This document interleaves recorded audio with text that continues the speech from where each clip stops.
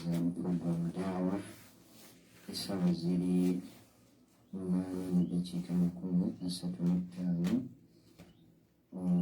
ennaku z'omwezi ziri 18 omwezi ogwa Julayi oba ogw'omusanvu 2021 ate taarikhi al-hijiriya tutunulayo olwaleero ennaku z'omwezi 8 Dhulhijja 8 Dhulhijja ennaku zigenderedde ddala 8 Dhulhijja kiba kitegeeza Eid ebulayo olunaku lumu.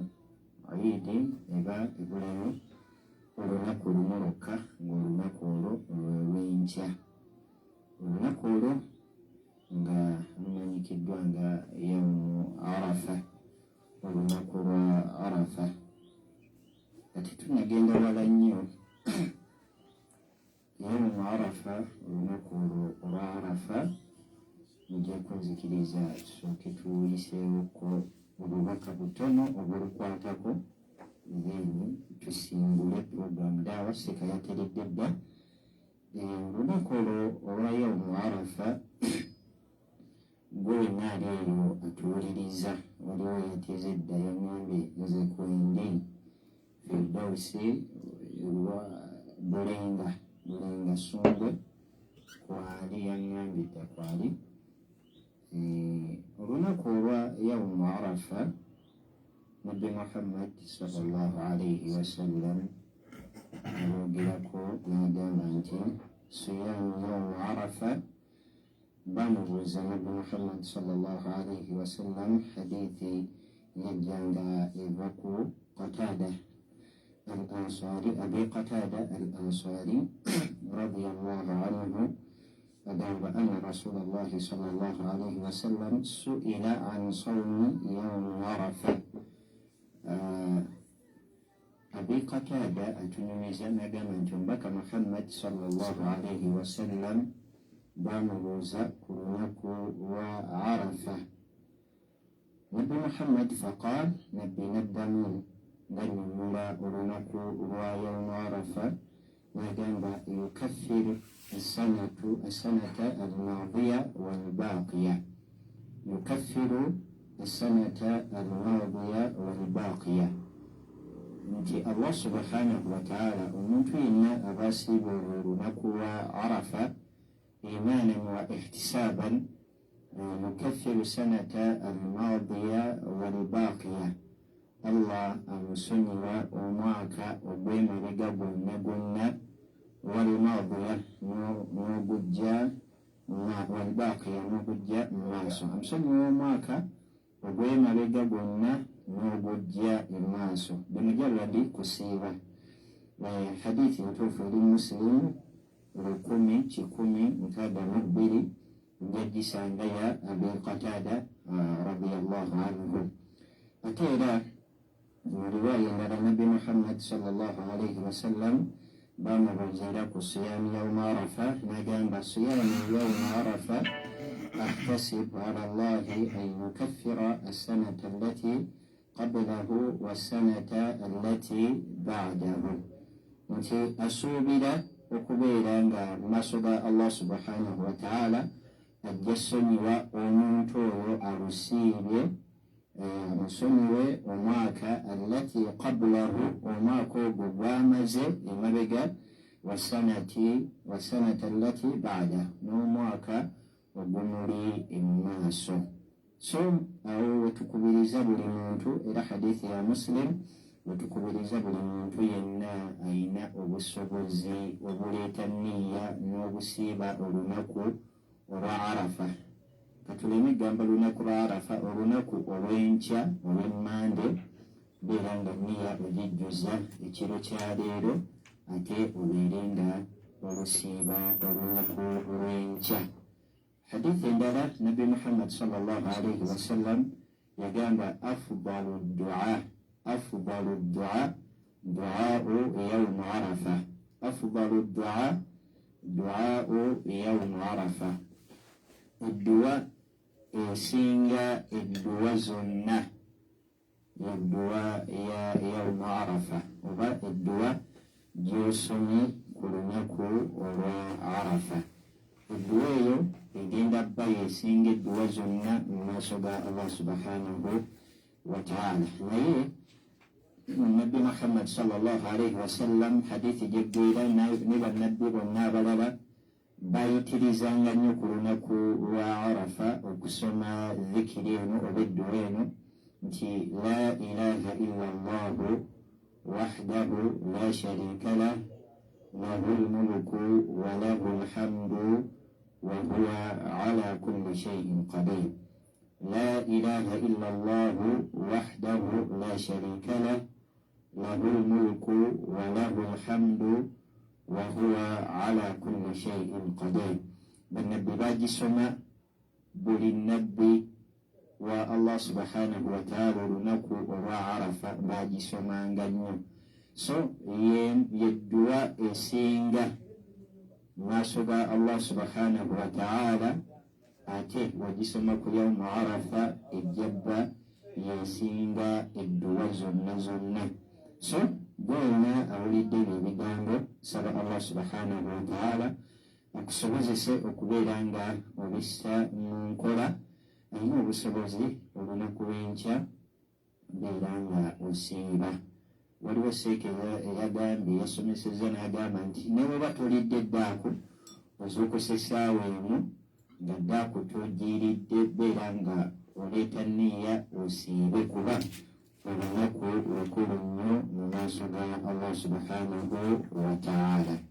94 katonyize eno Radio Bilal omukolozewo katukomewo katono ate tubeere nga tutandika puroguramu ey'eddaawa. Radio Bilal kinamu katonyize omusoma ebiwunzibwa amateeka ga Uganda Communications Commission.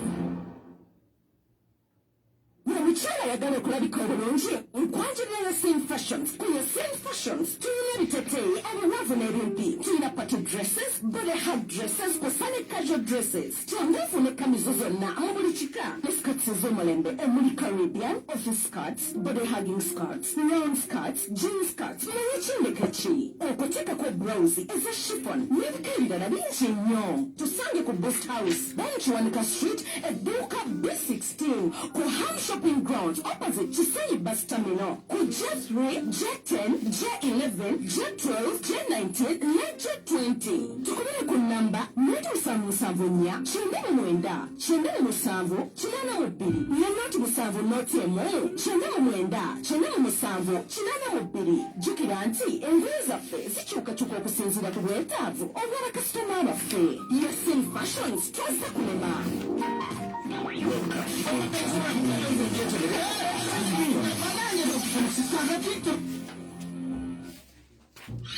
Okiwuliza n'egyensusu entunda mungusimu tokigenda bwegibwedekikomu kinga n'emikutumiza mubyenfani ku simu yo mu mmotoka yo lanfana omuliza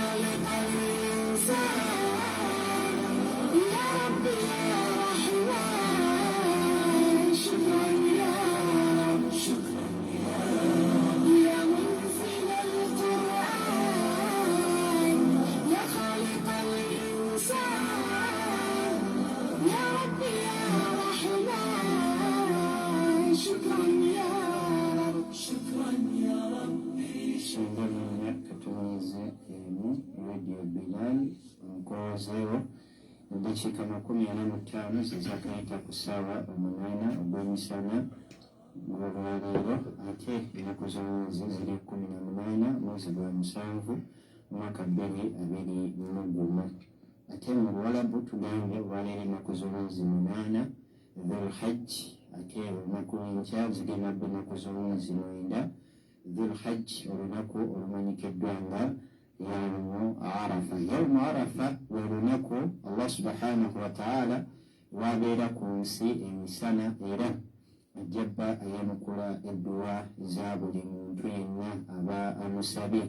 Ate Laylatul Qadr kyekiro Allah subhanahu wa ta'ala kyabeera ku nsi olunaku nga kyabeera ku nsi ekiro ne malayika zonna nga ziri ku nsi warruhu fiha. Naye ate emisana tutegedde nti olunaku olwa yawmu arafa, so tubeere nga tulikolerera, tubeere nga tulusiiba abasobodde okulusiiba. Saka yatudde dda era agenda bba atubuuzaako tusimbule mbagirawo biidhnillahi taala. Namuseka. السلام عليكم ورحمة الله تعالى وبركاته. وعليكم السلام ورحمة الله. الحمد لله والصلاة والسلام على رسول الله صلى الله عليه وسلم. اللهم يا رب اشرح لي صدري ويسر لي أمري واحلل عقدة من لساني يفقهوا قولي. أما بعد، تبارك الله سبحانه وتعالى ومتنا مجفو ومكومي وفي ومقابلزي وفي ومتاسا وفي مبلنسونغا ينا. tumusaba jalla sha'nuhu assokusaasira kwonna emirembe mbaka Muhammad sallallahu alayhi wasallam n'eri bannaffe abo Allah subhanahu wa ta'ala bye tujja ku maaso n'abo abagobera obuufu bwabwe ku kkubo eryo mukama waffe mbaka Muhammad sallallahu alayhi wasallam lye yatulaga, era nga tumusaba Allah subhanahu wa ta'ala atuteeke mu abo abagoberera enjigiriza ye wamu n'obuufu bannaffe mwe baayita. Allahumma ya rabbi amin. Amanya n'eddoboozi mu Sulaiman Kasule nga munnange bw'ayogedde. Lunaku lwa Sande essaawa 8 paka essaawa 10 tubeerako nga tuli ku program da'wa. Omusomo omukulu gwe tutwala ku lunaku luno gwe musomo guyitibwa al-mirathu aw al-fara'id, bwe busika oba okusoma emigabo egyo egifunibwa abasika b'omu ku ggwe oba nze abavudde mu bulamu buno obw'ensi, okumanya baani abateeka okutwala ebintu byo era bafuna kyenkana ki, abaffe nsonga ki kwe tuyitira okubibawa, ye bwe ziba ensonga zisangiddwawo biki ebiyinza okubajjamu. Nkakasa nti olwaleero ze nsonga ze tutunulako. Oluvannyuma lw'okumanya obulombolombo, empagi n'ezo ensonga ezikusembeza. Omulundi ogwasembayo twasoma ku bye twasoma alhamdulillah, era nga akasaze tumaze tuliko twakakwata ku nsonga 2 mu nsonga ezisembeza omuntu mu busika. Naye nga bulijjo tutandika ne kyetwandiise mawidha awo nasiha. Tutandika n'okwebuulirira mu bintu bingi ng'abasiraamu. Naye bifo nga tunnaba kwewulirira, ali yenna ku radio kumpi oba atuninze omukutu gwaffe omulungi ogwa radio Bilali 94 katonyezeemu Kampala mukadde kowola kuba kuli okumpi babeere nga batwegattako. Jjukiza ku banno abali ewala n'abatannaba kuba nga bategeera nabo oli awo program babeere nga bagitegeera, babeerengako ku program ya da'wa ebeerayo buli lunaku, pozza ate n'olunaku olw'Essande essaawa 8 okutuusa essaawa 10. Akalowoozo k'olunaku olwaleero nga situnnaba kubanga tugenda wala, nja kusookera ku kigambo Sheikh kyasomesezzaako ekibadde mu kusaba ku lunaku olw'enkya. Enkya tukitegeddeko nti yawmul arafa au yawmu arafatin, olunaku lwa arafa, olunaku abannaffe Allah bye yasobozesezza okugenda mu hijja lwe bagenda okutikkirwa obwa haji, pozza ate ng'ogasseeko n'obwa hajati. Omubaka sallallahu alayhi wasallama yayogera ku lunaku olunagamba alhajju arafa. Oli ayinza okubuuza lwaki bayita olunaku lwa arafa? Nabbi yagamba nti alhajju arafa, olunaku oba kye bayita hijja ye muntu okuyimirira mu lusenyi arafa mwe batikkirira hijja. Era bw'obanga wali ogenzeeko e Makka nekakutanda nga tewayimirira mu Arafa la hajja laka, tolina hijja. Tombuuza nti lwaki ng'ate wagenda e Makka, kuba nabbi yagamba nti hijja kubeera mu ki oba kuyimirira mu lusenyi Arafa. So ensonga lwaki bagamba nti olunaku olw'enkya ffe tugenda kuba tusiibye, tebakulima nti bannaffe bagenda kuba nga basiibye, nedda. Ffe abatagenze mu hijja mu nsi yonna tugenda kuba tusiibye olunaku olw'enkya okusobola okufuna obulungi obw'olunaku olwo. Nabbi bweyogerako sallallahu alaihi wasallam n'atugamba nti olunaku olwo Allah subhanahu wa ta'ala akusonyiwa omwaka ogukulembedde, mpozi ate n'ogujja mu maaso. Bannange ekyo si kitono, si kitono. Tuli mu covid ono, naye muntu bw'akeera enkya n'agamba nti gundi nkusonyiye ebbanja limbadde kubanja lyakakadde kamu. Kale oba bano bannaffe abalina mu maduuka gaabwe mu bibuga abapangisa ne bakeera enkya n'agamba nti bannange nti nze mwenna mbakoze eki si kitono. Naye Allah subhanahu wa ta'ala okugamba nti omwaka agukusonyiye naddala ku muntu eyeewaza amazambi gonna, togamba nti weewaze nti ebbanga lyonna obadde okola shiriki mu myaka gino ebiri, nti obadde okola shiriki nti kakati osiibye Arafa Allah akoze eki okulekanga ddala okakasizza ku mutima gwo nti mbutuufu shiriki mukoze eki mwesonyiye. So omuntu yenna akola obuzambizambi obutono, kubanga waliwo bye tukola nga tetubigenderedde, bye tukola mu butanwa byokoze nga naye simanyi oba zambi ettono gye riri, kubanga bwe nasoma simanyi. Walillahi tabaraka wa taala alam, kubanga Allah subhanahu wa taala kenye yatugamba mu Qur'an tahsabunahu hayyinan wa huwa inda Allahi azim. Bw'ati anakatono nako kenkoze naye nga temmaaso ga Allah kinene. Nolwekyo okusaba okwenkya tusabe bannange, twetaaga okusaba. Buli yenna ali awo ampulira omulungi omuwuliriza waffe, twala obuvunaanyizibwa bwo osabe. Nja kusaba okusookera ddala buli musiraamu yenna kino kwekubiriza oba kwejjukiza nti bannange tusaba owekitiibwa Allah subhanahu wa ta'ala atutaasa obuzibu.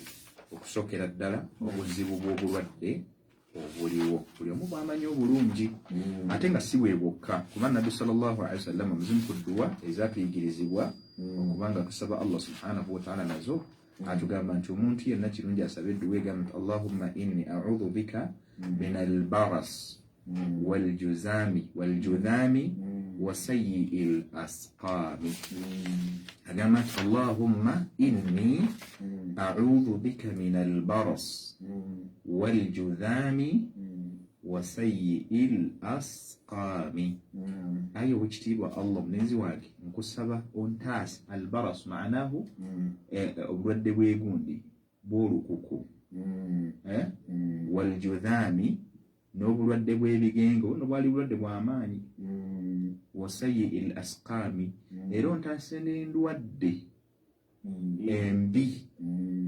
Inijeno bozisabye kawumpuli, simanya corona, simanya ebola, simanya biki, simanya kolera, bino byonna kansa, byonna wasayi jumla in total oba in general byonna obwo bikoze eki edduwa egamba buli omu osobola okugisaba nti Allahumma inni a'udhu bika min al-baras waljudhami wa sayyi'il asqami.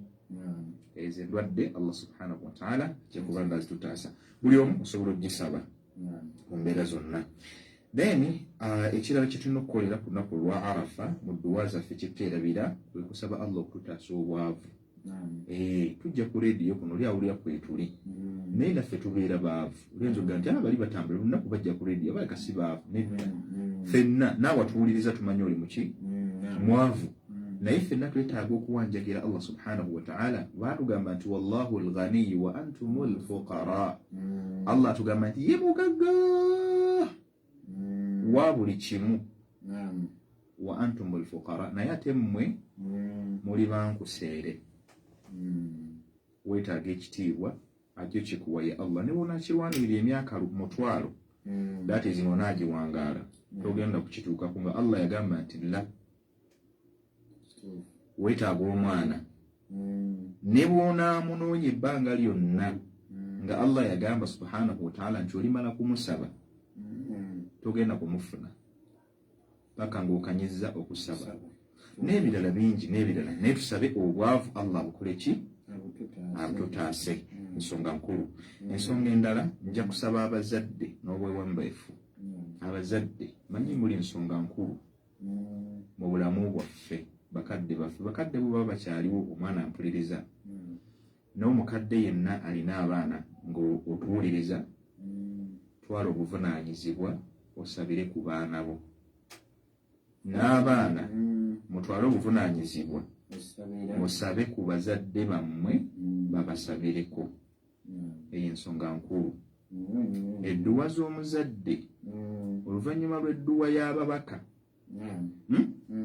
oluvannyuma lw'edduwa y'omubaka edduwa eddako ya dduwa ya muzadde. Simanyi abantu bakimanyi obuzito bwakyo. Edduwa y'omuzadde gy'aba akusabidde oluvannyuma lw'edduwa ya nabbi sallallahu alayhi wasallam omuzadde yaddako. So omuzadde teweenyooma, twala obuvunaanyizibwa osabire abaana. Kino nno nkyogedde lwa bulumi n'ennaku nti abazadde abamu omu ayinza okutwala obuvunaanyizibwa n'aba ng'afuddeyo nnyo okulaba nti abaana bano bawakiri basabibwako bakadde be basabireko naye omu n'atakola ki n'atafaayo. Era omwana nga tafuddeeyo oba omukadde nga takoze ki munange oba osubiddwa kinene nnyo. Abazadde mutuufu bw'oba nga toyagala mwana kubonaabona buli lw'osaba edduwa zo Allah azaanukula. Bw'oyinza okusaba ezo ne zigaana naye ate Allah n'akwanukulira mu mwana. N'olwekyo tusabire abaana ababalina n'abaana tugende eri bakadde baffe. Ate abasenga balowooza nti mwana muto yalina okujja. Nedda, nange alina abaana, nange nina bakadde bange era bw'oba okyabalina weesunako kuba wadde olina abazzukulu eri kitaawo baana 10 naye ng'ebintu biganye tekigaana kuddayo wano nogaa maama nsabiraako naye bikoze eki biganye oba taata nsabiraako naye biganye. Eyo nno nsonga nkulu abazadde tusabire abaana. N'ensonga esembayo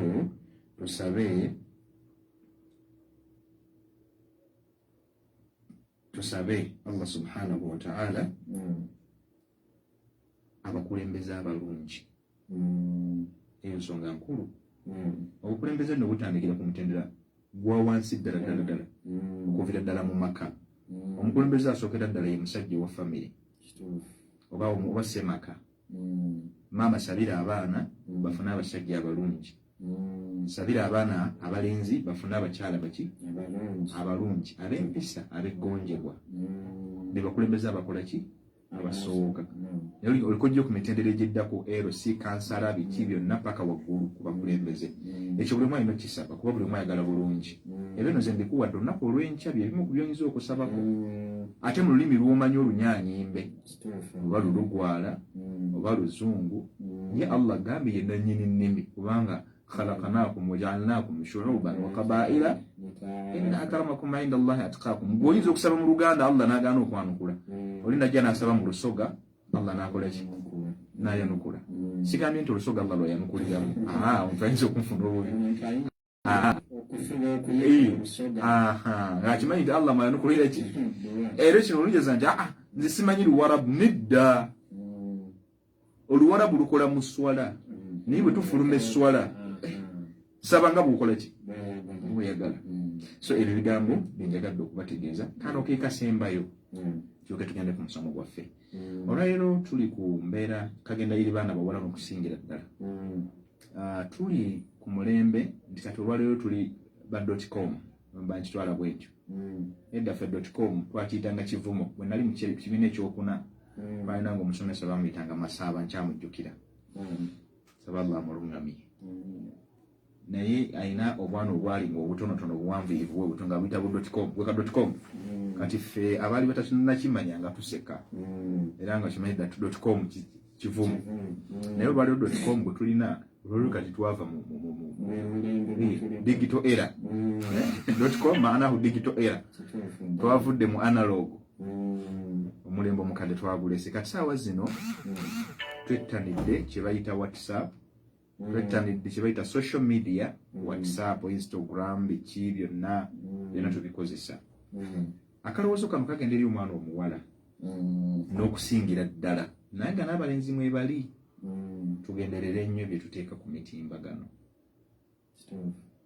Nkiddamu omwana omuwala okusingira ddala mpozi mugaseko n'omulenzi tugenderere nnyo bye tussa ku mitimbagano naddala Facebook, Instagram, WhatsApp n'ebisigadde. Osobola okukola ekintu omanyi kati ebibi kati olwaleero oluusi wakola ng'ekibi ne kisigala ku ggwe naye kibi nnyo okukola ekibi ekisikire kubanga ekigenda kusigala ng'ogabana ne waliwo oyingidde entaana exact. Omwana omuwala bw'okuba ekifaananyi eky'ekifuba kyo wano n'olaga amabeere nga gali bweru n'opositinga ku WhatsApp n'ossa ku Facebook n'ossa ku Instagram, akawunti ezo si gwazifuga newankubadde ng'okitadde ku akawunti yo ye oli anaabanoonyereza ajja kuguwa ku akawunti yo, bw'anaakifuna ajja kukisaasaanya, gwe ne bw'onaakisangulayo tojja kuba n'amaanyi gakijja mu akawunti ya mulala.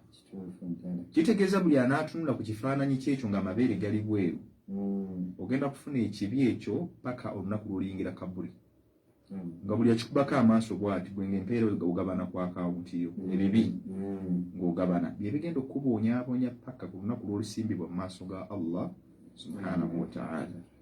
So abassa ebifaananyi ku media naddala abawala omuli abasiraamu, naddala omwana omusiraamu kikuluma nnyo ng'omumanyi naye ng'olaba bye yeekolaakola ku mitimbagano si bya busiraamu. Kyekimu n'abalenzi akono kabadde kalowoozo ka lwaleero kuba nabbi sallallahu alaihi wasallam hadithi yagamba nti man sanna sunnatan hasana, omuntu yenna atandikawo enkola ennungi fa umila biha, n'enkola eyo gy'atandiseewo nebanga abantu bagikoppye, kitegeeza bagikoppa.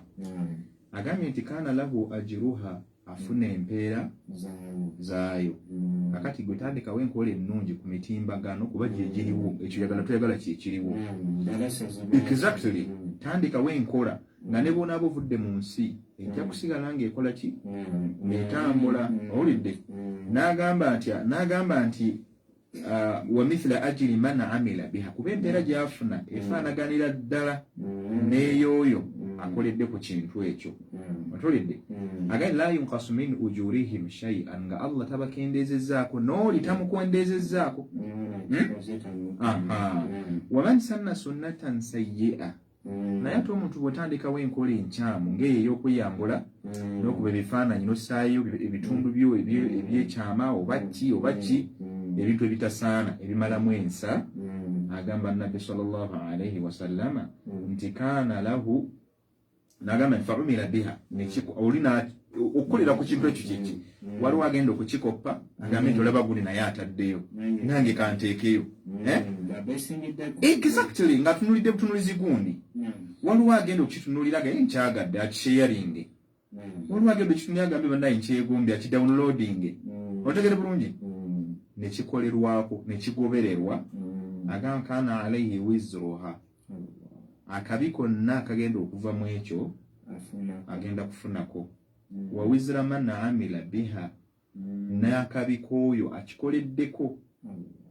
La yunqasu min ajiri min awzarihim, era nga tewali kubumbiriri agenda kukendeezebwa ku mpeera ze. Eyo zonna ziyitibwa mpeera, waliwo empeera ennungi n'empeera embi.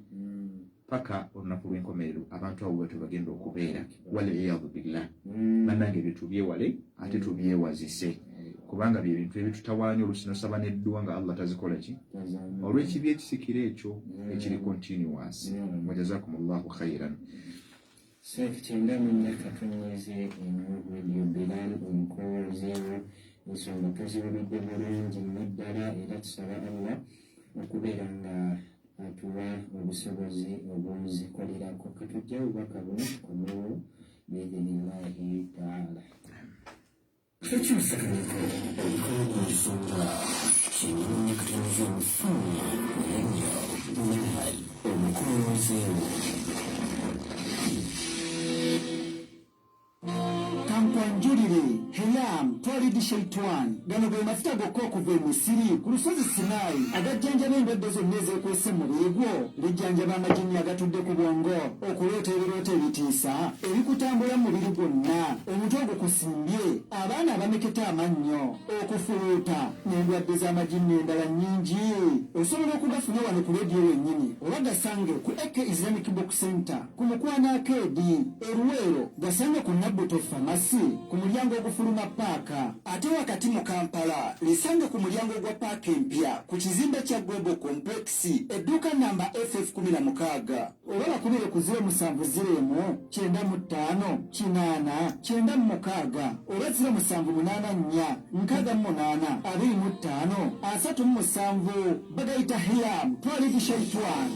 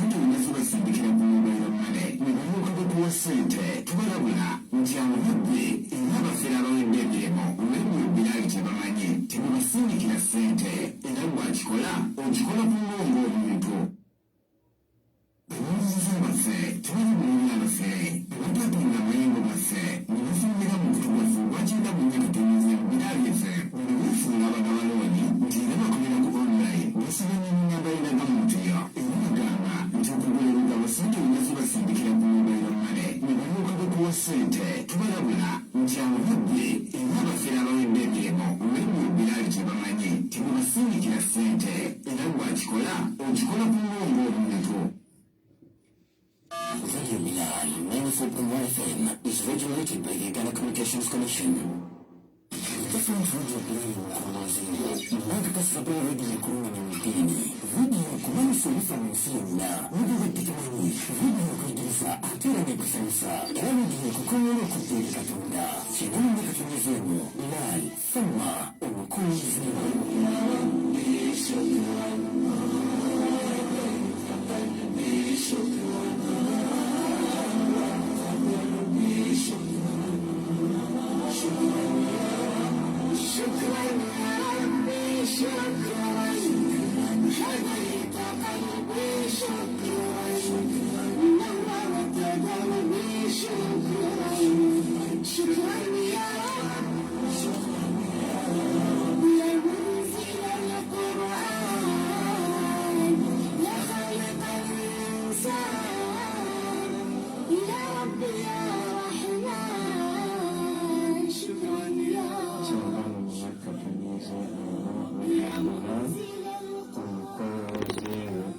Bagambye weewala abafere ngenda ku Google Play Store oteekemu Radio Bilal 94.1 FM obeere nga odownloadinga app yaffe obeere nga otuwuliriza live yonna yonna weba oli mu kitundu kyonna n'oba oli nam genda ku Google Play odownloadinge eyo app yaffe teekamu Bilal 94.1 obeere nga weewala abafere ate era osobola n'okutufuna ku mukutu gwa YouTube channel oba Facebook genda mu akawunti yoteekamu Radio Bilal 94.1 ojjabba otufuna live ku Facebook oba ku YouTube.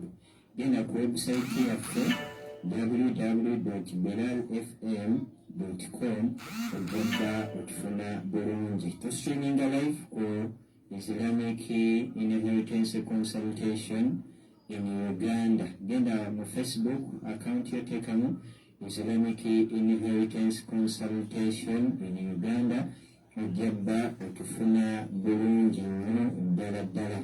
Ate tukutegeeza gwe ayagala ebiraamo programu balungimanyi nti bya busika genda ku AK Islamic Book Center bakuwe ekiraamo.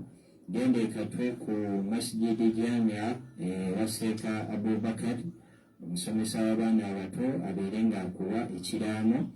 Genda bwayise ku gate moto third party Ewaseka Nu'man naye abeerenga akuwa ekiraamo. Gende Naweru Community mu office ya Resident Director omwami Alhaji Kaduna Badru naye abeerenga akuwa ekiraamo. Tule wansi ojjuzeemu byonna by'oyagala bakukolere nga ovudde mu bulamu bw'ensi eno. Twagamba okulaama si kufa wabula ate okulaama kiragiro kya Allah subhanahu wa ta'ala kyeyatulagira mu Quran, era abo abanaaba bakikoze beebo bayita abakkiriza mu maaso ge. Kinawe katonyeze eno Radio Bilal akadde kagenderedde ddala dakiika 11 ezakayita ku ssaawa 9. Ntegeezeddwako nti nakuseka tusimbule tugende mu maaso biiznillahi taala. Mariam Nurdin agambe kwali yalinze dda tutandikire we twakoma luli ku bigaana omuntu oyingira mubasika. Naam, assalamu alaikum wa rahmatullahi wa barakatuh. Katandike n'okubiriza abantu okuyiramu Sheikh wagambye nafunyeyo scenario emu. Oli yafanga mugagga, alhamdulillah Allah yamuwa ensimbi, naye ensimbi zabadde nazo nga buli omu amumanyi ezirina nga ne properties zo oli azimanyi nti eno yagundi neno yagundi neno yagundi ng'azimanyi. Naye oluvannyuma lw'okufa kwe yali yabalaga omuntu omu naga nti oyo bwenfanga gwe mubuuzanga.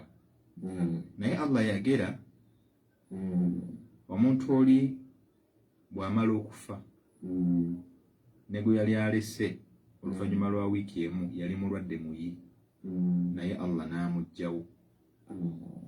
Owulidde? Naye Allah n'amugjawo. Kati abaana ye baali badde basigala mu bintu ng'ate tannabagamba, tebamanyi wa byapa gye biri kubanga oli yabadde abimanyi n'egundi y'ono. Naye Allah yamutwala n'oli n'amutwala gwe yali alambidde. Saawa zino ebizibu ebikyali awo kwe kutulesinga okumanya ebyobugagga berewa. Naye jjukira bonna babadde n'abaana of which nti ono afudde alina byabadde aterese, tebamanyi bali kuba n'abaana byo era bagenda bikaayanira. Kakati ebyo tubagamba abasiraamu nti bannange mulaame, okulama si kufa, kuba ne bw'otalaama ogenda kufa. Kubaga nti laama olage ebyobugagga byo mu kiraamo kyo byonna bibeeramu, ate towa muntu omu kuba tumanyi nze oyinza okumpa olwaleero enkya n'enfa oba n'enkuso. So bw'ate owo gundi n'owako gundi abantu nga basatu kuba tebalina limit. Abantu nga basatu ekitone ennyo, naye ng'osobola n'okuwa abataano. Obujulizi bwe bumu kubanga gwo byewandiikiramu otekemu ebyobugagga byo. Abaana tebajja kuba n'ekibakola ki, naye kati ziringitana ali awo wakunoonya ebyobugagga by'oli. Ate nibwe omuyalaama n'abiraamira oli, naye mugwe yabiraamira naye n'afa, naye ng'ate talaama, kati tewali mulala. Ekitegeeza waliwo possibility y'okukyusa ne mu kiraamo. Ate jjukira abantu ku maali obusiraamu budda wabbali. Kuba oli atuuka n'okubuuza bino Allah yabikola. Walayabudillah. Seka tugende maaso.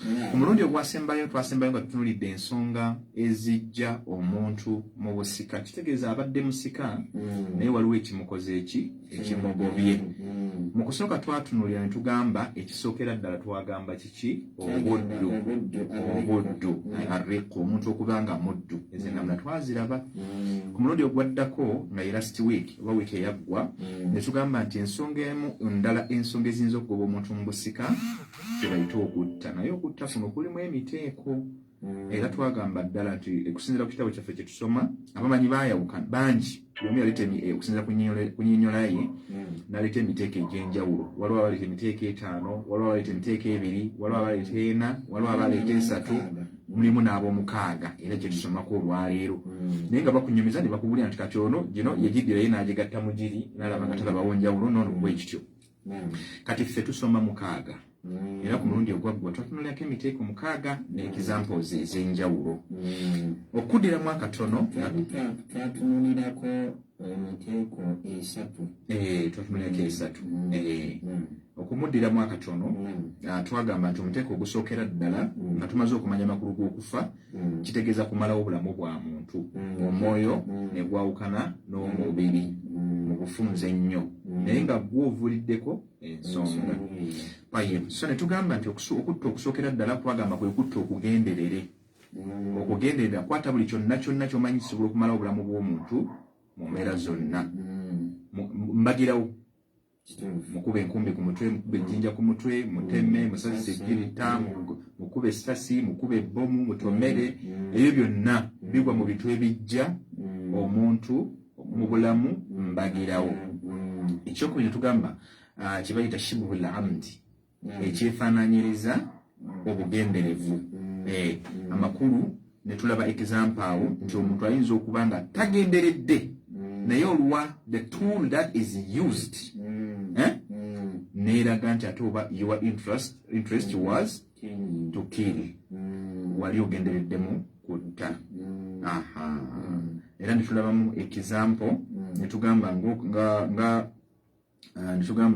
ng'omuntu ayataamada rijana daraba insani masumin alladhi masumi dami bima la yaqtuluhu ghaliban singa omuntu agenderera nga twakiwa kisambo kya kugunjula nga omuzadde ogunjudde omwana oba omusomesa ogunjula mwana obutaddayo kukola muze olaba kyo interest yo yakumukuba kumujja kumuze oli gwakola naye ate n'omaliriza ng'ate afudde antegedde bulungi ogwo omuteeko gwali gwakubiri tugamba omuteeko ogwokusatu al-khata'u qatlu al-khata'u okutta okw'obutanwa era netugamba nti wahuwa an yaf'ala insanu ma lahu fi'luhu fayaqtulu adamiyan ma'suma ddami ye muntu okukola kyalina kyateekwa okukola n'amaliriza ng'ate asse omuntu atalina kuttibwa netutunulira mu example eyo ng'omuntu nga bali mu lutalo mujje oba jja lyeggwanga oba jje lya busiraamu oba naye mugenda okumaliriza muti ng'ate atali mulabe gwosse ogendereredde mulabe ntegedde bulungi obadde ogaludde bwoti effumu obedda balonyisanga mu mafumu naye oddikanyuga bwoti ate ogenza okumaliriza nga libyemu mutwa kiringa bono okanyuga ejjunja ng'olina kyogenderedde naye ate nirigwa walala nirigwawo naye ng'amaanyi g'otaddemu lituuka eri wa nga terigenze nayo nerikuba omuntu ali awo okumpi so kyekyo ne wano bwe kyekibaawo era tugamba ekizampa endala yey'omuyizzi agenze mu kibira okuyigga naye Allah n'amugerera mu kugenda okuyigga bw'ati alowooza nsolo fayusibu adamiyan masum dami n'abeera ng'ate akwasizzaamu muntu n'amutta waliwo akagero kali mu adabu omusajja adibu yagamba omusajja omutontomi yagamba nti dhahaba khalifatu lmahdi ila saidi au lisaidi khalifatu lmahdi ya khalifa wa Abbas Abbasid dynasty bagenda okuyigga n'omu ku basajja be ayitibwa Ali ibn Sulaiman bwe bagenda okuyigga buli omu yagenda bonna bagenze kuyigga kuba kugenda okuyigga buli omu ayagala nsolo kakati n'agamba nti bwe batuuka mu kuyigga buli omu yagalula fa asaba khalifatu lmahdi dabiyan fasadahu khalifatu lmahdi oba khalifa mahdi n'akanyuga olukanyuga lwe n'agwasa ensolo eyo bw'amala ogikwasa era n'agiyigga makulu yagikwasa wa Ali ibn Sulaiman naye ate Ali mutabani wa Sulaiman rama kalban ye mu kukanyuga yakwasa mbwa kitegeeza oba balina embwa ze baali bagenza okuyigga nazo kati ye mu butanwa n'akwasa embwa faswadahu naye n'agiyigga kubanga bonna bali yagenze kuyigga kyabaga nti fahani allahuma tubozaayoza bombiriri fakullu wahid buli omu ku bombiriri abo yaakulu mimma swadahu kale nabwe ekyo buli omu alye kukyayize bw'obeera gwe kakati wano ewaffe ono okombako kubanga oyize kyotalina kukola ki kuyiga penalty kiziva zikwata nti oteekeddwa okusasula newankubadde nga okikoze khata'an ntegedde bulungi mu butanwa. Omuteeko ogwokuna nga bwe twali tuddako ndowooza bwe tutandise daruso ya leero. Omuteeko ogwokuna gugamba al-qatlu bitasabbubi. Al-qatlu bitasabbubi, okutta olw'ensonga oba okutta nga waliwo ekiviiriddeko omuntu okuba ng'afa. Wa huwa tasabbub fi mawti shakhsin duna qasdin wa mubashirin au mubashira, kwe kubanga omuntu amalawo obulamu bw'omuntu naye nga tagenderedde kubumalawo, okitegedde, naye ate ng'obulamu obwo buweddewo mbagirawo. Okitegedde bulungi? Al-qatlu bitasabbubi, okutta nga waliwo kwe kuyitidde, naye okutta okwo kwe kuyitidde ng'omuntu si kyagala okufaanaganyirizamu kiri, naye bino byanjawulo, kyanjawulo. Agambye al-qatlu bitasabbubi, agambye wa huwa at-tasabbubu fi mawti shakhsin, ye muntu okuleetawo ensonga eviirako omuntu okufa duna qasdin, nga tagendedde, si kyagendedde nti guno njagala afe, wa mubashiratin, naye ate ng'okufa okwo kwambagirawo. Example, ka an yahfura insanu bi'ran, example mwenzo byawulira ng'omuntu okusima oluzzi. Kale waffe tetujja sima nzizi wano mu Kampala, katusime sokopiti, wamba gwatuwuliriza. Tolina sokopiti ewuwo, oba ekinnya kino kigendamu amazzi agava mu sokopiti, n'okisima, owulidde ekintu ekyo bw'omala okukisima bw'oti n'okirikaawo, ne bakirikaawo nga siki either oba kisimye mu kkubo, kuba wano mu Kampala buli kimu kisoboka. Oli agula poloti n'akisima mu kkubo, abantu babadde bakola ki? Babadde bayita wennyini n'aba ng'akisimye. Fayaba'u fiha abiru sabilin fayamutu, naye ono omuyiseeyisa abadde amanyi nti wano waaliwo akakubo okuva edda. Jjukira kyekiri mu bwongo bw'abantu nti lino ekkubo tuliyitamu, kyokka ate gwe buwaguze wasimye wennyini mu kkubo, ogamba omanyi bwe tugamba nti be bamanyi nze poloti yange nagiguze, naye nga weerabidde nti ekkubo abantu balimanyi olwedde babadde balikola ki? Kati gw'osimye sokopiiti n'okireka nga kyasamye, naye oli abadde atambula ate ebisime byoffe mu buzikiza bwaffe olusi temuba ku masannyalaze, oli avuddeyo agenda okusitepinga ati agenda okuwulira ng'ali eri wansi, ate no babeere nga bataddemu na habikoa olugwa ku jjinja bw'ati nga khalas mayit. Bagenda okumujja ezo sinaliyo nyingi zize nnyo mpitirivu, zize nnyo ne kubukedde newa muzirabye mu mawulire, naye ng'ekyo kyonna kivudde ku nsonga eno nti omuntu asimye entaana naye ng'aviiriddeko okufa kw'abantu olw'ekikolwa kyakoze eki? Kyakoze ekyokusima. Ekyokusima kiri sokopiiti, era bwe alinga yagenderedde. Gwe naawe n'omanya nti abantu bayitawo, waakiri yayitaddewo kale akaguwa, kale waakiri yayitaddeko emiti oba amabaati. Eno nkwadde oli abadde ayitawo buli lunaku era ajja kulaba nti engeri gye waliwo amabaati wandiba nga waliwo ekiraza omuntu ono nti there is something happening in front of you, waliwo ekigenda mu maaso. Olaba n'abazimba enguudo bagamba nti go slow men at work. Exactly. So kati embeera eyo n'aba nga yiti yakataddewo, yakoze bukozi n'ateekawo fayaqa'u fiha abiru sabilin, eyabadde ayitaayita n'agwamu fayamutu n'afa, au yada'u hajaran fi tariqin, si kinnya kyokka wabula n'oli asobola okuleeta ejjinja n'aliteeka mu kkubo. Kwekola bannabbi sallallahu alayhi wa sallam bingi bye yatuyigiriza okuuka ettariq, imatatul adha, omuntu okugjawo ekinyiiza oba ekinakuwaza. Teri yali yekoonyeeko ku kagere oba teri yali yekoonye ku kigere kangambe bwentyo, n'abanga ekigere ekyo bw'amala okwekona abantu batwa n'akikuba asanyuka busanyusi n'aseka busesi, okugjako abaddeko akamwenyumwenyu tekasobola kusigalako abadan, tebakolima nti kakendeeramu, kubanga bwetugaa nti kakendeeramu kiba kitegeeza tewali kikamukozesezza, naye exactly akamwenyumwenyu konna kaggwerawo olwakiri kimutuuseku. Kyobola nabbi yatugamba tubijjewo eriggwa, oleesa katika eriggwa kataddewo.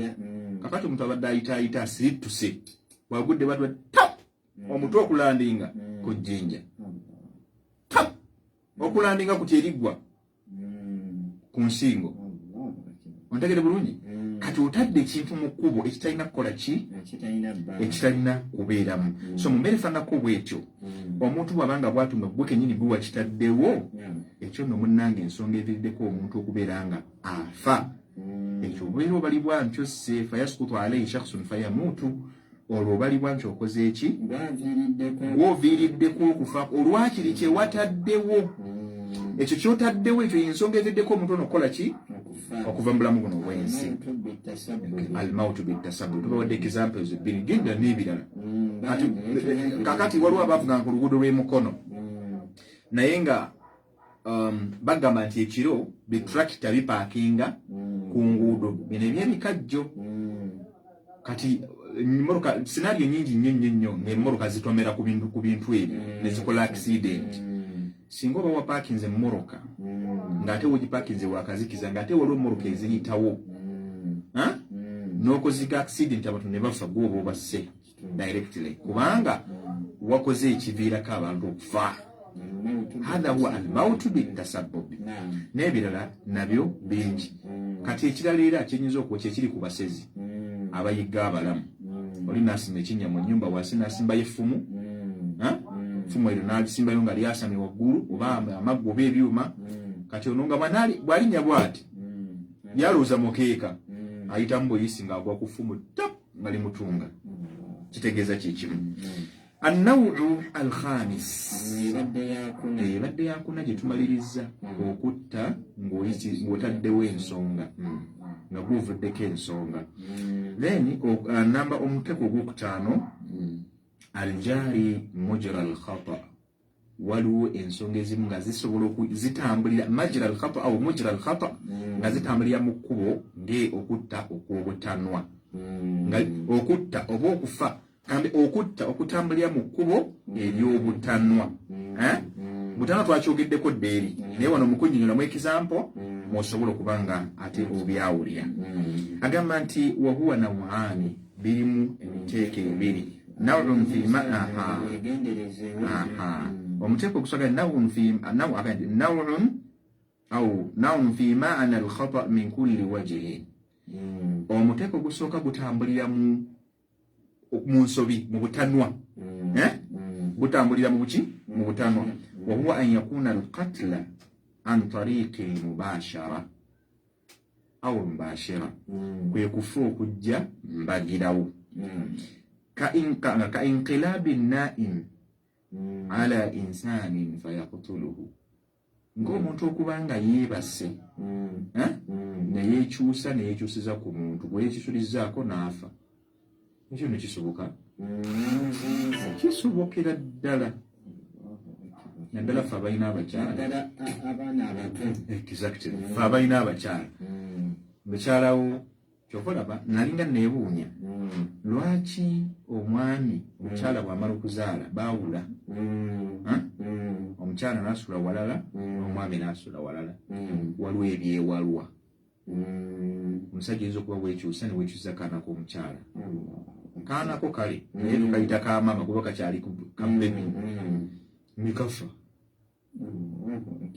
so naye nga teweekyusiza nti weekyusiza kafe obadde mutulo otwo onyumirwa nino okyusa bwekyo ogenda okwekyusa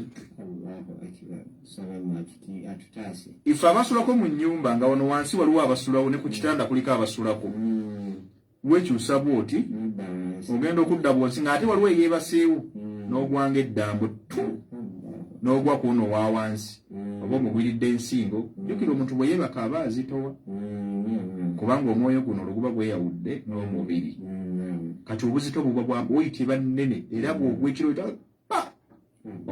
gw'oguddeko wansi yakitegeera kati oyinza omumugwako n'ayitirayo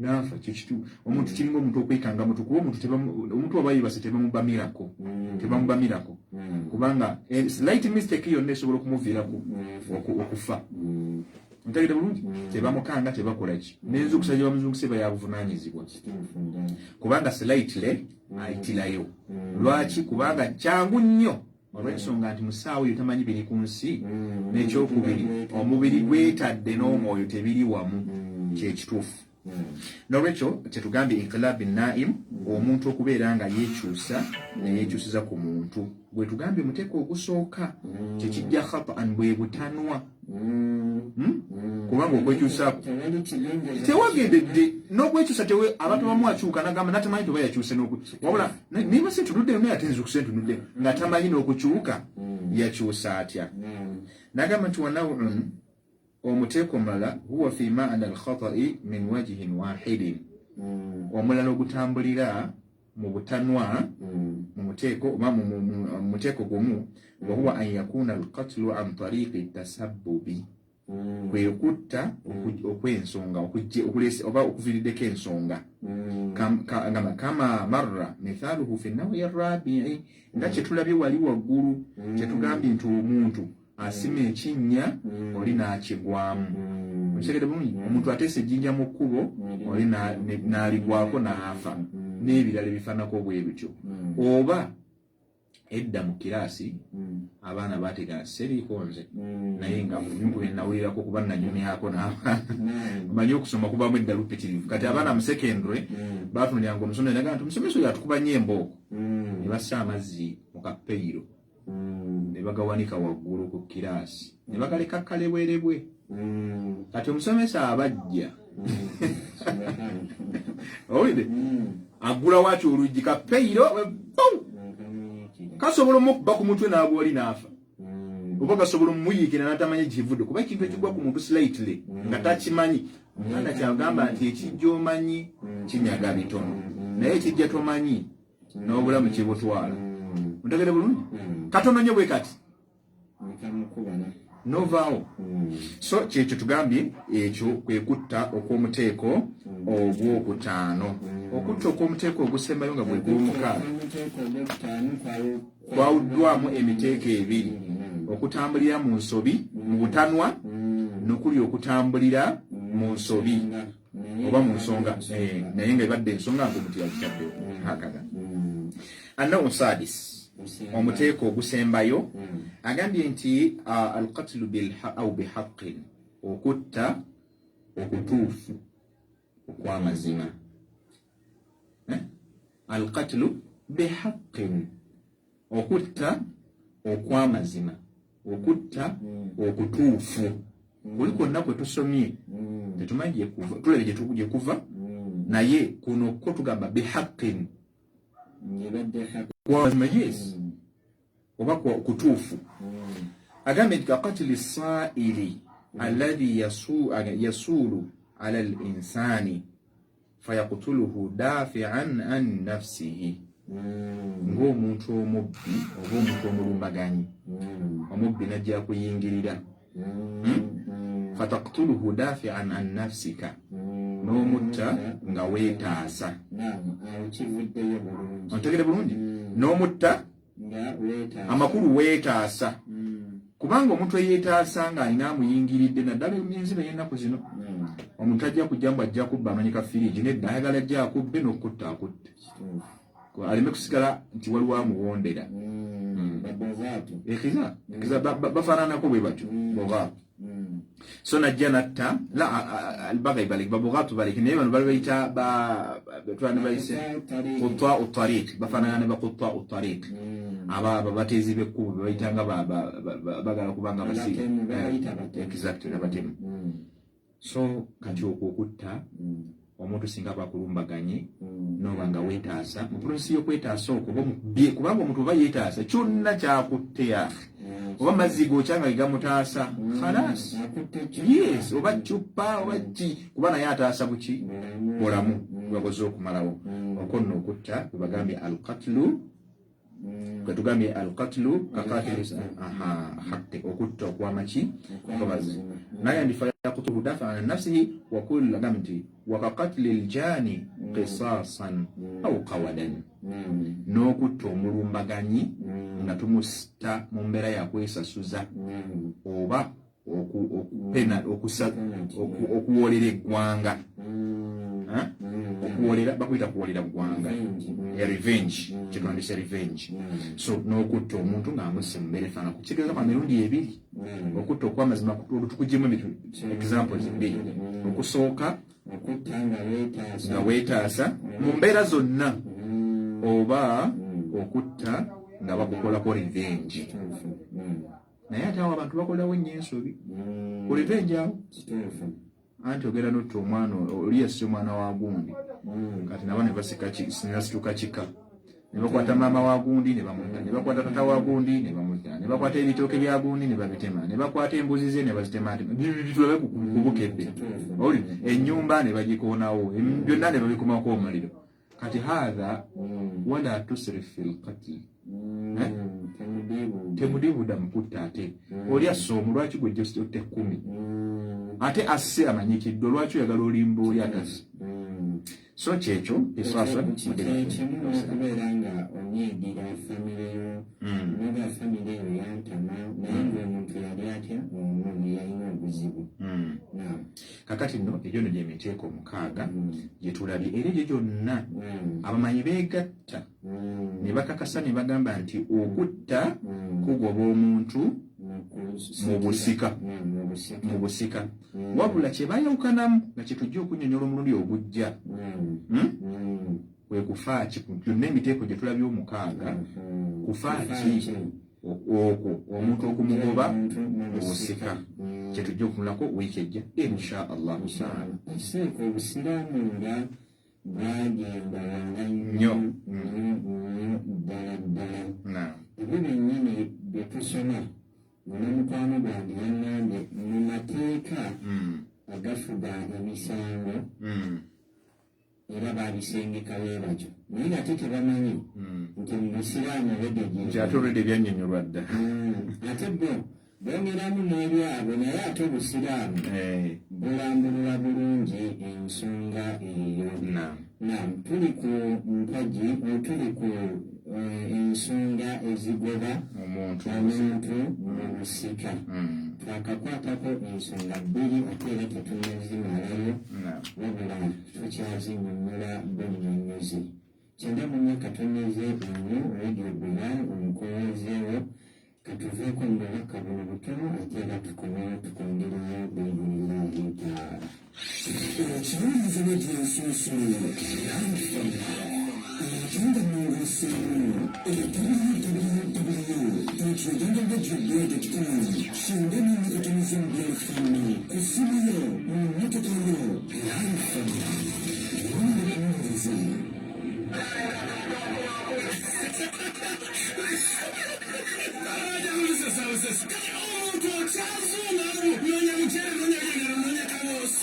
Omwemba, binyebwa, bijanjalo, omuntu abakasolino bwa mwogo. Ebyo byonna olina n'awantu wamu mu Bukoto Body Stores. Ebyo byakuzuza kuwazako ekibuga, ensi yalabuka, tuli ku mulembe gwa .com.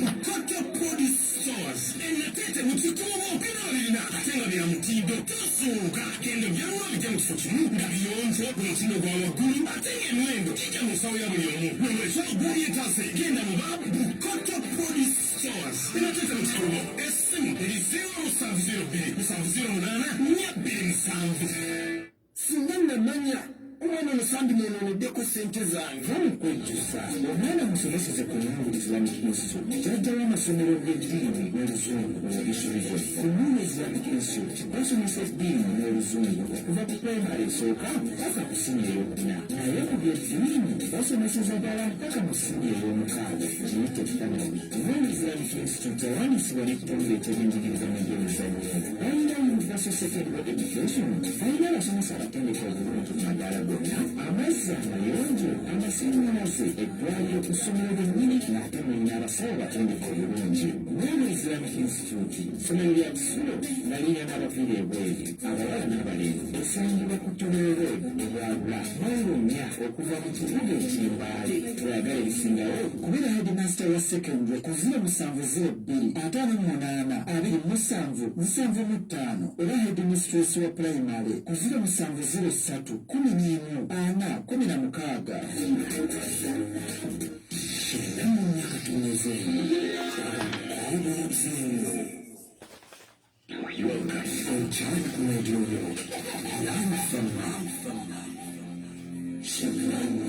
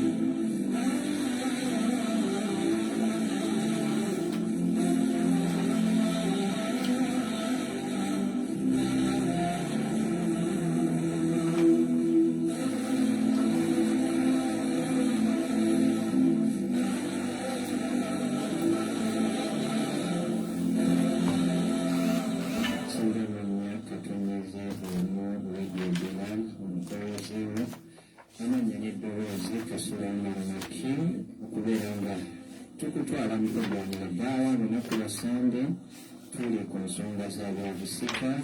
Buli lunaku lwa Sande tubeerawo biidhinillahi taala. Twongera okujjukiza nti olunaku lw'enkya lwa yawmu Arafa era beera nga weteekateeka asobole osiiba kyekisinga obulungi ate era tuleme okwerabira okusaba edduwa. Buli omu asabe, buli omu muhtaajun ilallah, buli omu mwetaavu maaso ga Allah subhanahu wa taala. Ezzati Maryam Nambujja kwali mumuseeka batusabira edduwa nyingi nnyo ddala ddala.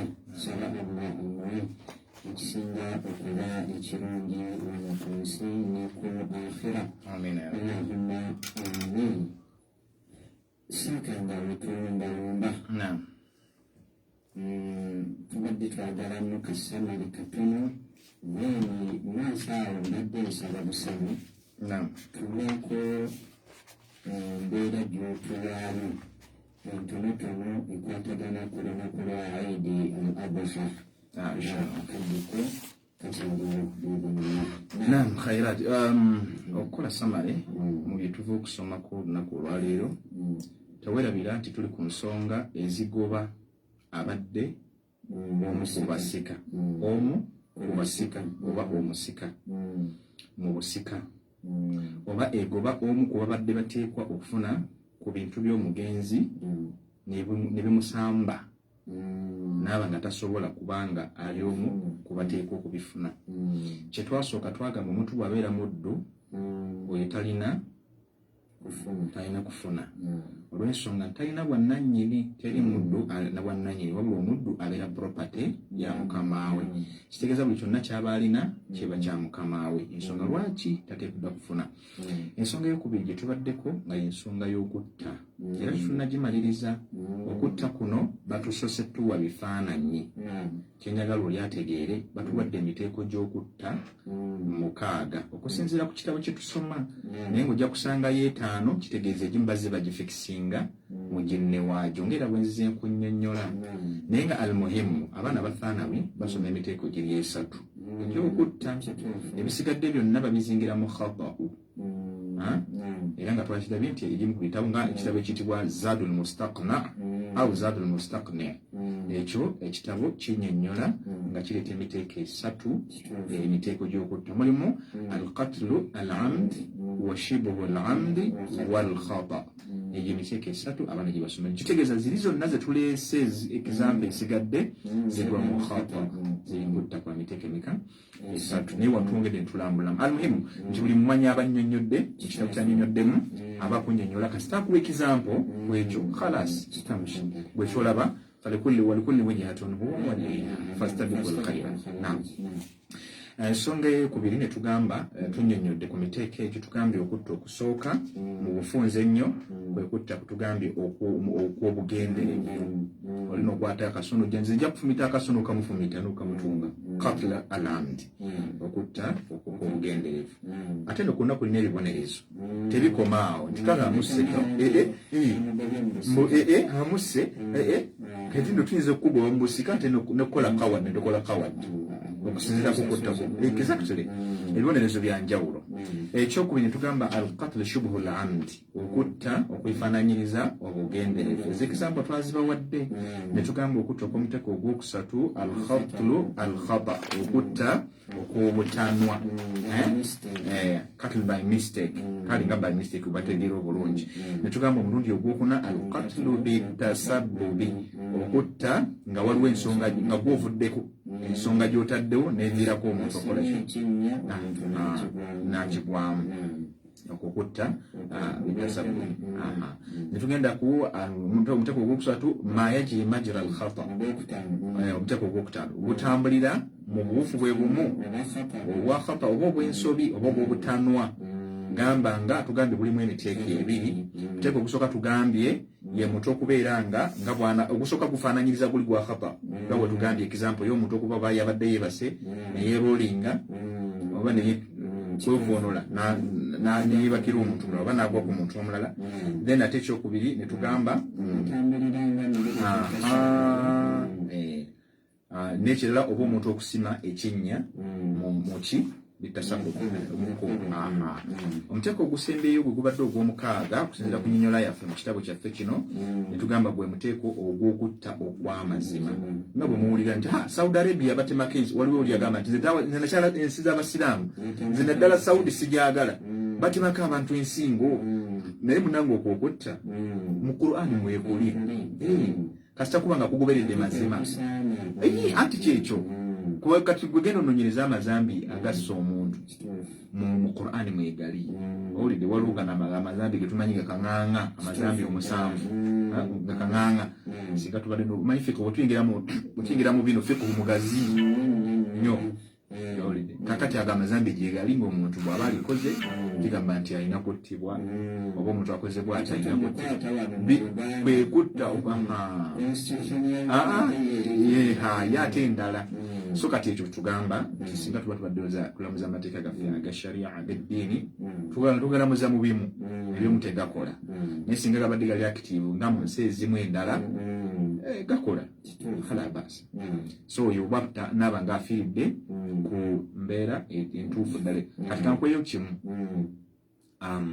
waliwo kye tuyita qitaalu ahlul baghi aw al-bughaatu abantu ababa beekalakaasizza n'okwagala okukyankalanya okwekalakaasa okukyankalanya embeera eri mu nteeko ekyo ne mu gavumenti gyekiri gamba ng'abantu abaagala okuleeta rebellions obuyeekera bwe buyeekera al-bughaat qitaalu ahlul baghi okutta abayi era ne wano exactly singa ogezaako n'olumbagana gavumenti ekyo kikwatagana bulungi n'etteeka lyaffe kutta ekitegedde battibwa naye oluvannyuma lw'okugoberera ensonga nti okwekalakaasa oba okulumbagana kwavudde ku ki singa kisangibwa nti ekigendererwa kyammwe kyabadde kyakuba nti mwagala kumaamulako gavumenti khalas ntegedde bulungi so example nyimba so mu butuufu ekyo kyemiteeko gye tusomye omukaaga olunaku olwaleero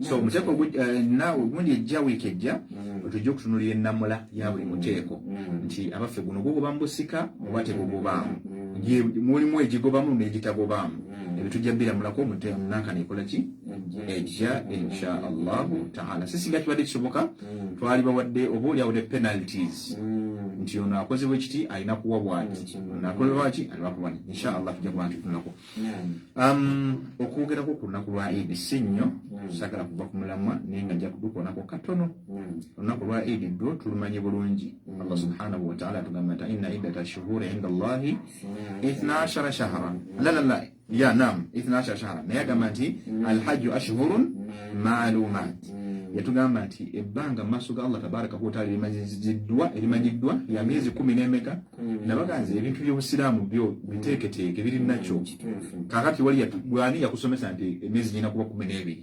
Qur'ani allah kyekyogera ddala tekiggwa nassaamu emyezi egy'emizizo gyaga minha arbaatun hurum n'ayogera egya hajji alhajju ashhurun maalumat egimu ku gyo egimanyikiddwa gwe mwezi guno era nga bwe gusembayo ennaku zino 10 zetulimu al-asharatu al-ayyam al-awail fi shahri madha fi shahri dhil hajj n'omwezi gwe twakuba amabega gwe bayita dhulqaada mpozi ate ne shawwal egyo emyezi 3 omuntu ayagala okukola hijja nga yagenda mu mwezi gwa shawwal oluvannyuma lw'okusiiba fabiha wa ni'ma waliyo bantu nga hajji basanzeeyo olyawo nga gyebali nga bagirinze waliwo abagenda mu mwezi ogwakaggwa guno kati waliwo n'abagenze olwaleero kyavaga allah subhanahu wa ta'ala faman ta'ajjala fi yawmayni fala ithma alayhi wa man ta'akhkhara fala ithma alayhi liman ittaqa sayide bulungi so omuntu akeereyeemu kuba hajja yannaku ezi yannaku 2 tulowooza nti hijja bagikolera emyezi egyo 3 no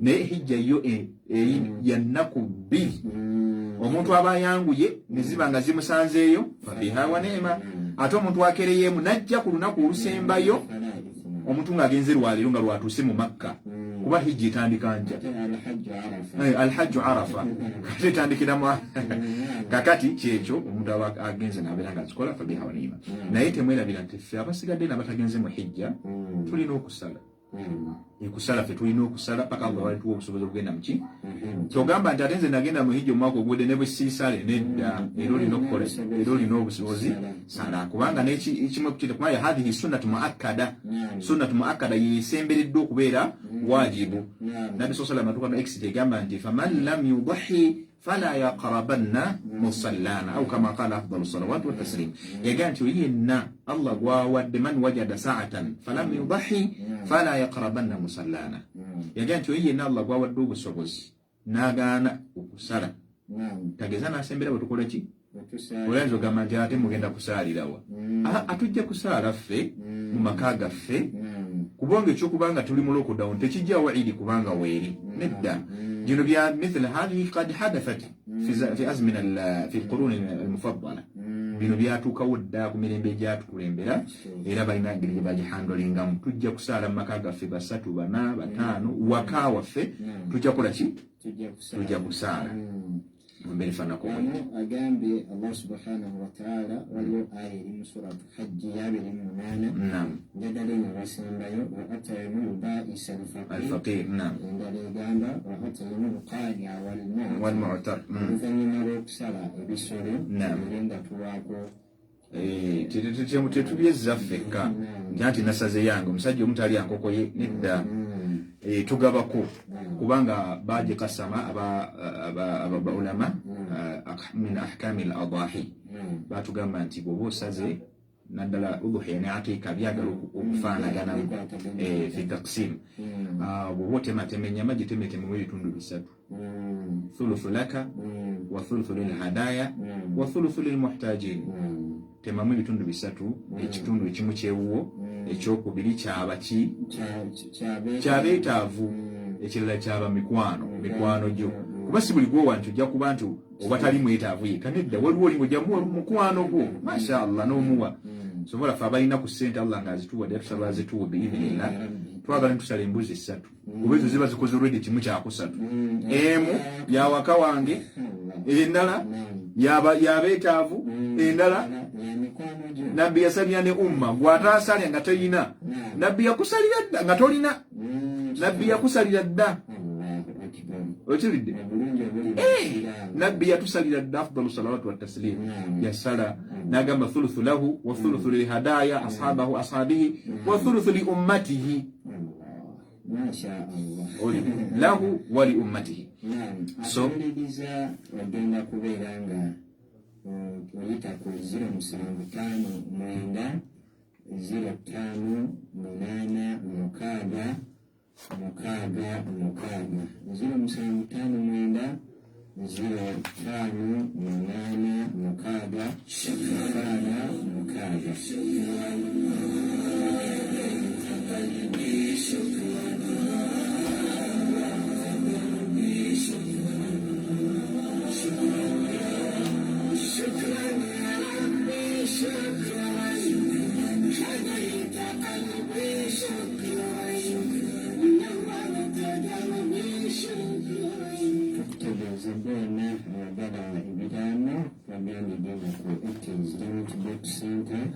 mukwana kedi wajirewo ekiraamo obagende kato ku masanyiri jamia waseeka Abubakari asomesa abaana abato obeerenga nawe akuwa ekiraamo gende baayise ku motofadi pate ku beeti waseeka Nooma nawe abeerenga akuwa ekiraamo obagende nawe community mu ofiisi ya resident director nawe abeerenga akuwa ekiraamo olemerera akavuyo mu famire yo ng'ovudde mu bulamu bw'ensi eno biidhinillahi taala.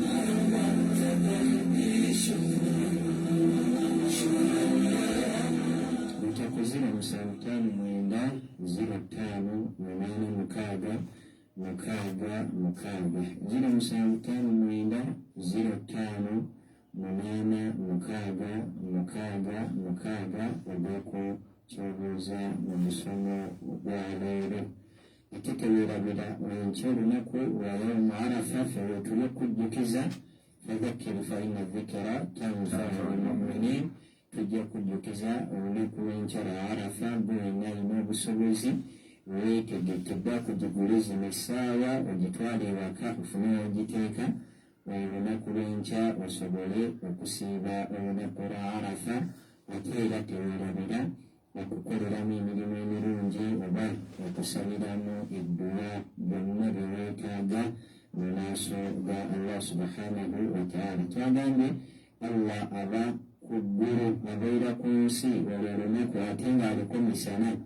Seka tukimanyi bulungi nti Laylatul Qadr tanazzalu al-malaa'ika war-ruuhu fiiha, bamalayika bonna bakkayana ku nsi nga mulimu ne Jibril kabwejumbira naye nga bwali wano ku nsi ate ne Allah nakka ku nsi ng'ekyetaagisa kubeera nga kusaba dduwa Allah akwanukule. Naye nga budde bwa kiro Laylatul Qadr ate yawmu Arafa munnange ebyo byonna ebibeerawo nga ku Laylatul Qadr bibaawo misana ate era olwo tugamba beera nga osaba buli dduwa yonna gy'oyagala mu maaso ga Allah subhanahu wa ta'ala. Wa afdalu ddu'a yawmu Arafa, edduwa esinga obulungi